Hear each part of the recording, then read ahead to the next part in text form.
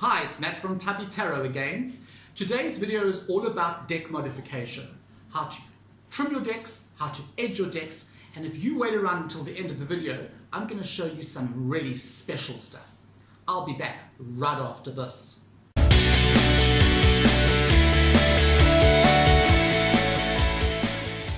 Hi, welcome back. Okay, what I want to do is take you through a couple of steps in this video of deck modification. So it's going to be a pretty long video. Settle back, relax, get your tea or coffee out. We're going to do this. The first thing I want to talk about is cutting decks, trimming decks. The reason you do that is if a deck has way too big borders, you want to cut those things off. That is what we're going to be talking about first. Second part of the video, second part of the video is I want to talk about edging decks, and that is where you put color on the edges of the deck so that the deck looks pretty from all sides. Okay, so what I've got in front of me here are the tools to cut cards, to trim your cards. Now you don't obviously have to use all of them. You have a choice. You can use common old garden variety scissors, all right? That will cut the cards okay, not too bad. What I then went and did was I thought, well, I don't have a very steady hand, so scissors are going to be a problem for me. So I bought this very elaborate contraption, not very expensive, but it is a paper cutter, okay? You can see you can put all paper and everything. Well, when I tried to actually put the cards in, it was an absolute nightmare. I had to try and figure out, can you see that little line? You got to try and put the card in straight, and then you got to try and cut, and it was an absolute disaster.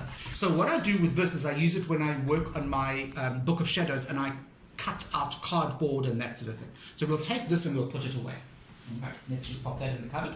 Now over here, you can see that I have a knife, a Stanley knife, or as some people would call it, a carpet knife. And this is my choice tool to trim decks with. I use this and I use a ruler, okay? But the next thing I need to show you is this. This funny looking contraption is a punch. It's a corner punch. It's to round the corners of your cards. You don't have to round the corners. You can keep them straight if you want to, but it looks a lot more polished and finished if you can round the corners of the finished product. This is available online. It's not very expensive. In fact, everything that you see here, all the tools are available online, and they are not very expensive.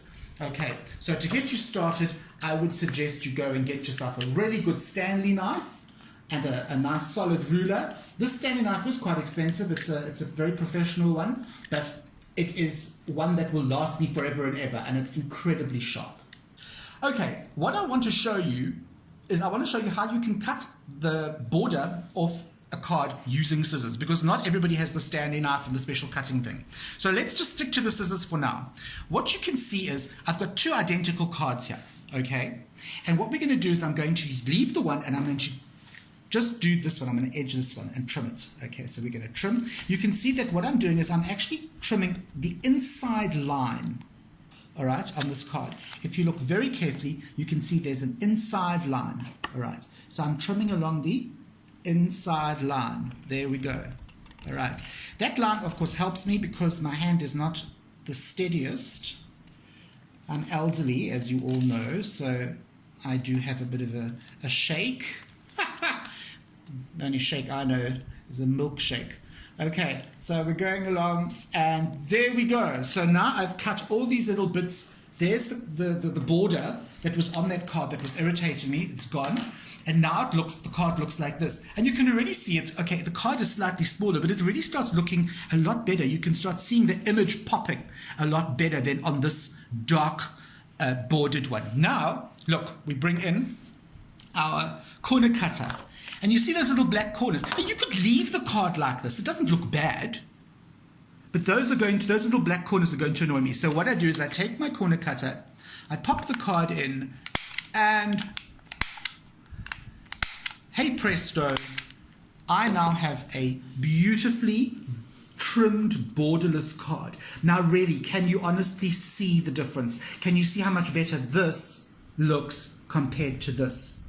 And it doesn't affect the backing either. Got all my information there. Now, I want to show you something else. And this is probably the simplest and the simplest thing to do and the best way to start when modifying decks. Find a deck that you have that you are not terribly attached to. So if you make a mistake, it's not going to be the end of the world. All right, this deck is one of my favorite Oracle decks, however. But when I bought it, I didn't realize that it comes square, and I have actually never seen this before. It's a square Oracle deck. It's beautifully embossed on the sides. Okay, you've got that lovely silver embossing, but it's really horrible to work with because when you shuffle with it, it tends to poke my hands with the very sharp corners. The corners are actually really sharp, and I think it's because of the metallic embossing. Oh. Okay, so I like these borders, so I'm not going to cut them off. But what I don't like are these very sharp edges. So all I'm going to do, and this is the simplest thing to do to modify a deck or to just to freshen up an old deck, I'm just cutting those straight corners round.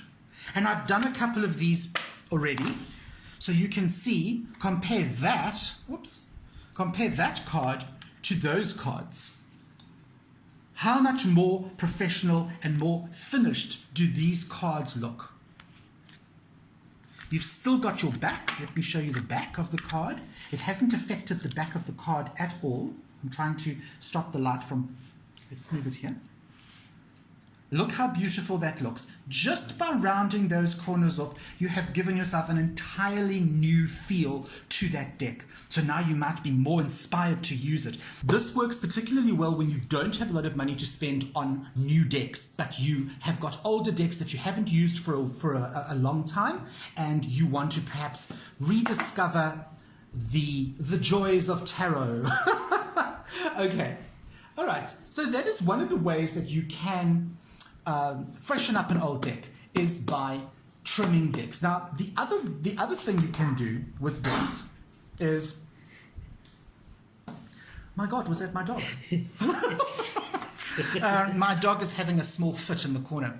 Okay, the other thing you can do with decks is, apart from chopping off all the borders and making them absolutely beautiful and borderless, is you can do something called edging the decks.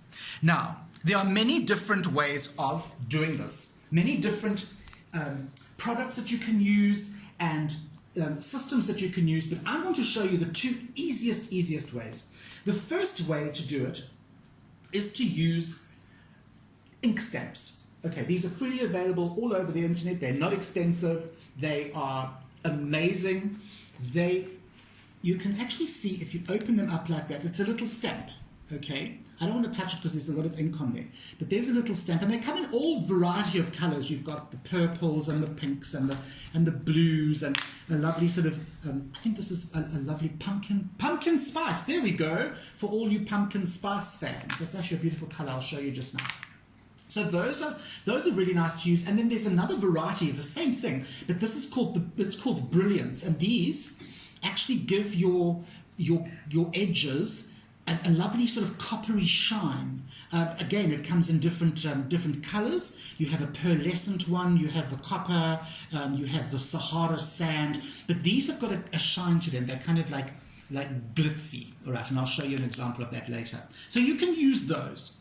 What you can also use is a common garden variety Koki pen. Now, in America, apparently you call these Sharpies. In South Africa, we call these Koki pens. They're just things like that. That's what they look like. Okay? All right. So you have a range of these. Let's call them Sharpies.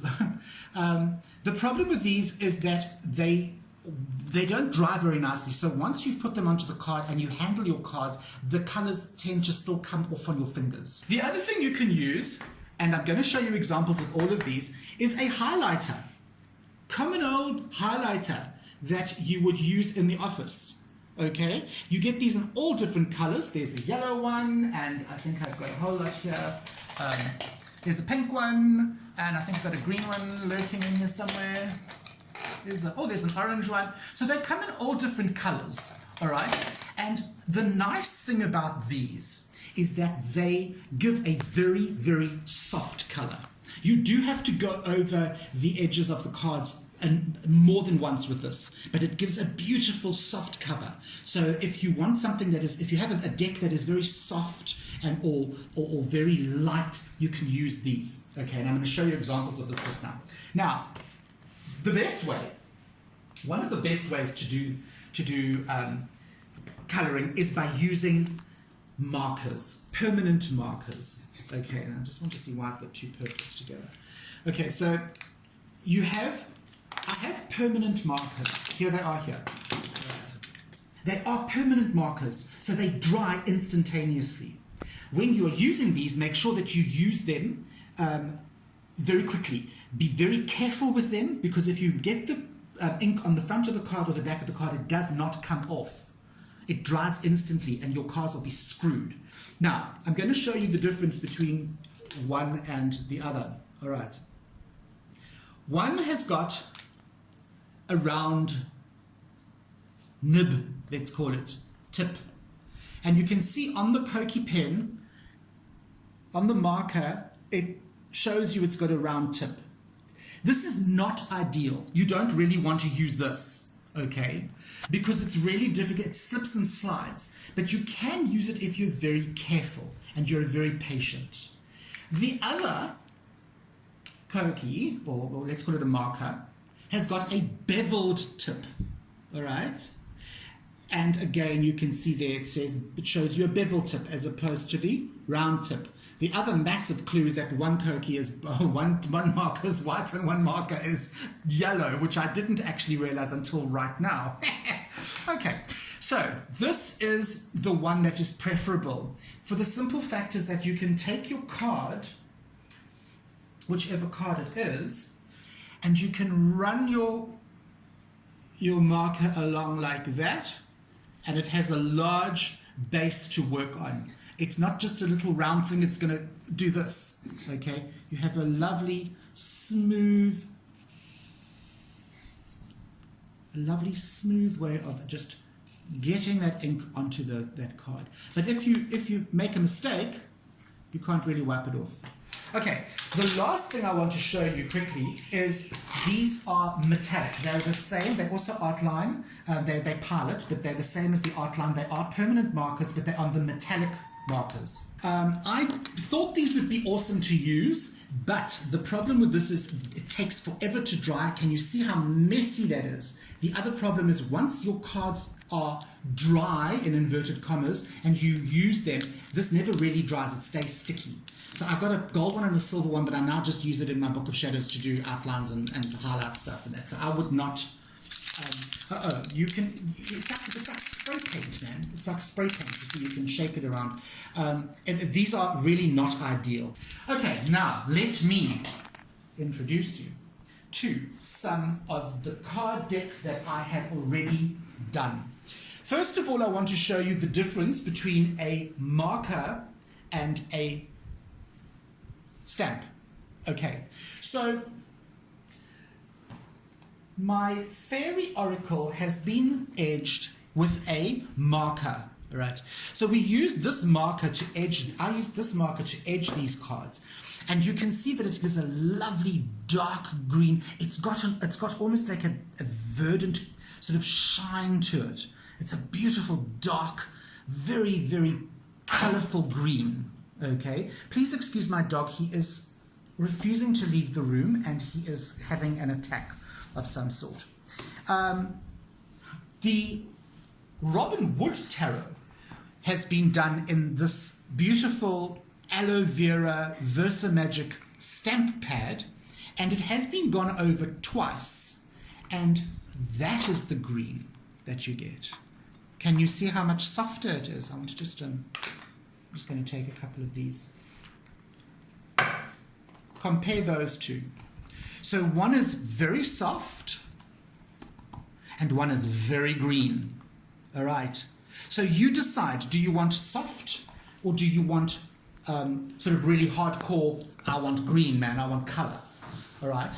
The other thing that you can have a look at is using the highlighters. Again, you will need to go over each card more than once with the highlighter. But the end result is beautiful. It is so light. It is almost an off-white with the color that you use. It is so beautiful. And you can see that it works really nicely with these cards because there's the purple with this bit, and then you've got that bit. Okay, so that really, really does work nicely, and that's a really cheap and excellent way of edging your cards with that. Now, the other thing you can do is you can use as I said to you, the brilliant, the iridescent ones, okay? This you have to buy in a stamp pad form, okay?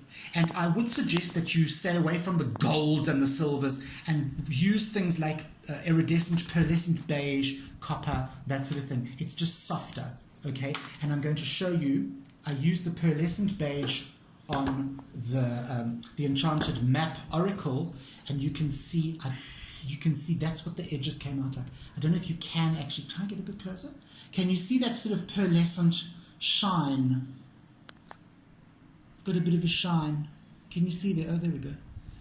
Beautiful shine. And it's just this off-white, antique beige look, okay, which of course goes beautifully with the back borders of these cards. These are cards I didn't want to trim because I really love the way the border almost blends into the actual picture.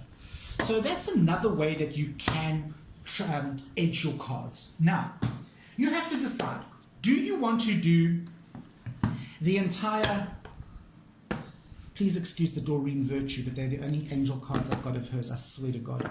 Okay. Do you want to do the entire deck in one color? Because it works. It's beautiful. Most people use black. They just do all their decks in black, which I find a little bit boring. I love color, and so I feel that looking at cards, looking at these cards with, I mean, some of them have got beautiful bright orange borders. I decided on orange, but I did the entire deck in orange. So you can go that way. Or, as I have done with my Hobbit deck, love this deck, by the way. I never use it, but it is just my best. What I've done here is I've done the minor arcana in red, in brown, should I say, in brown, and the major arcana in green. So there you have your majors and your minors, okay? And you can see again, this is marker, so it's a very deep, it's not very subtle. It's a very deep color, okay? So you could do that. The other thing you can do, as I've done with my Decameron Tarot, and I hope this doesn't, I'm not going to be able to uncover it, am I? No, I won't be able to uncover it, I'm sorry. Okay, so as I've done with my Decameron Tarot, I've split it into two.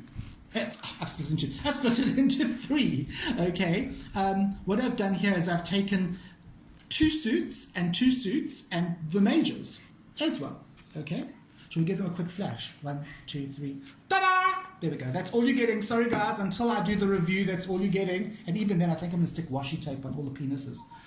And then, of course, you can go completely overboard, like I have done with the Karma Tarot. Now, this came with massive white borders, so I got rid of those. I did the corner cutter thing, and then I took each suit and I did them in different colors. The black is the majors, and then I went completely wild with the others. Each suit's got a different color, and it's so cool. It's such a bright, incredibly bright deck that I thought, let me have some fun with it. It's also a deck I don't really use a lot, so I thought if it's a complete bugger up, then it's not a train smash, but it came out so well. So I was so excited about that. Okay, so there's a whole lot of ideas, guys, that you can use for trimming and doing all that kind of thing. Now, you've been very patient and you've stayed until the end of the video, and I've got maybe 5 more minutes just to show you a couple of other things you can do with decks. The first thing is you can go online and you can print your own decks. What I did with this deck, and for the life of me, I can't remember where I got this deck. I got it online, I printed it out. It also comes in a sepia, so you could either choose the black and white or the sepia. And then what I did was I just printed it out on normal paper, normal printer paper. Then I took it down to my local shop down the road here, and I got them to laminate the things for me. And you can see, look at this beautiful thing, and it's free. I didn't pay a cent for this deck, and it's gorgeous. I mean, it's such a gorgeous deck. I didn't pay a cent for it. It's free. Okay, so that's the one thing you can do. All right. The other thing you can do is you can grab an old deck that you no longer use, or a deck that no longer resonates with you. Now, this is the Angel Oracle deck by Ambika Votus, and I bought this because I wanted an Angel Oracle deck. I no longer use Angel decks, so this was just lying around, and instead of giving it away, I thought, well, let me actually do something different with it. Let me shift it around and let me cut it up and let me see what I can do with it. And I actually created from a deck that was that big, so that was how big the cards were, the same size as the book. I have created a little Oracle Tarot-ish kind of deck, okay, where what I did was, first of all, I cut by hand deliberately so that the edges are not all nice and flat, all the same color, all the same size, so that this gives it a very old, aged, very worn and used look, as you can see. Then I took my fabulous pumpkin spice ink and I inked the sides in pumpkin spice, okay? Then what I did was I chose different cards and I made up my own deck. So I repurposed this deck, and it's beautiful. The cardstock is beautiful, and you can see that it hasn't really damaged the back. There's a little line there, but I can live with that. And I've created my own deck. So there's the sun, and that would be the mage, the thing. There's the hangman. That's my. I've included like chakras, the major arcana plus the chakras plus the different seasons, fall, spring. There's the justice card, and so what I've really done here, and I've just kind of renamed a couple of the cards. What I've done here is I have repurposed a deck that I wasn't using at all. And that is something else that you can do with decks, which I think is really cool. Okay, now the last thing I want to show you is how you can make a micro deck. So I got this Harmonious Tarot. It's a very common tarot deck. Everybody knows it. It's by La Scarabeo, blah, blah, blah. Okay, and that is how big the cards are. The cards are literally that big. So what I wanted to do is I've never really liked this deck for some bizarre reason. It's just too girly for me. So I thought, you know what the hell? Let me try and make a little deck. So I cut off the borders, and there was still a border.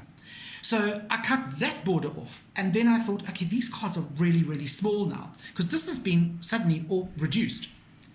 What I ended up with was, wait for it, this little deck.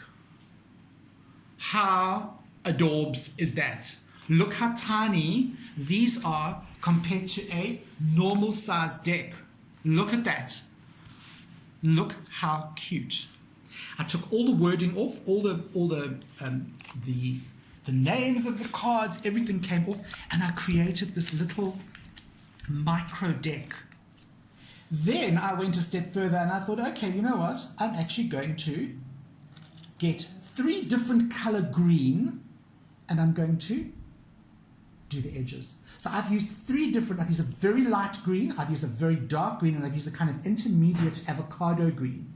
But when you shuffle them all in together, it creates this verdant sort of look there. All different colored greens. And you can see how cute this deck is.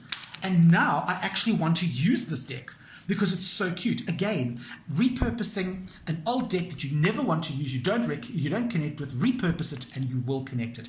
And now for the last trick, I want to show you something that you will all recognize, and that is the Tarot of the Wild Unknown. However, look at my version. Again, I scored a baby version. And the way I did this was I was cheated on Wish. They sent me a very small imitation deck of these cards. I hated it. It was the size of a thumbnail. And I thought, what am I going to do? Threw it in my cupboard. About a year later, I got it out. I thought, to hell with this. I'm going to change this. I cut all the borders off, edged it in black, okay? And then I couldn't round the bottom corners off because you can see there, it's got the writing. So I just rounded the top. And I now have this, how cute is this little deck?